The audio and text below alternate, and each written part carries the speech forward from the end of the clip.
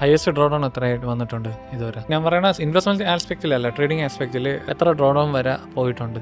Overall portfolio ഇതുവരെ 5-6% മേലെ പോയിട്ട് ഓവറോൾ പോർട്ട്ഫോളിയോ ബേസിസിൽ. പക്ഷേ സിസ്റ്റമാറ്റിക്കലി ഓപ്ഷൻ ഡയറക്ഷണൽ പോലത്തെ സിസ്റ്റംസിലൊക്കെ നമുക്കൊരു 15%, 20% ഒക്കെ. ജിം സൈമൺസിൻ്റെ ഒക്കെ ഡ്രോ ഡൗൺ ഞാൻ കണ്ടിട്ടുണ്ട് ചാർട്ട്. എത്ര 50% ഡ്രോ ഡൗൺ ഒക്കെ വന്നിട്ടാണ് ജിം സൈമൺസിൻ്റെ ഇക്വിറ്റി കർവ്.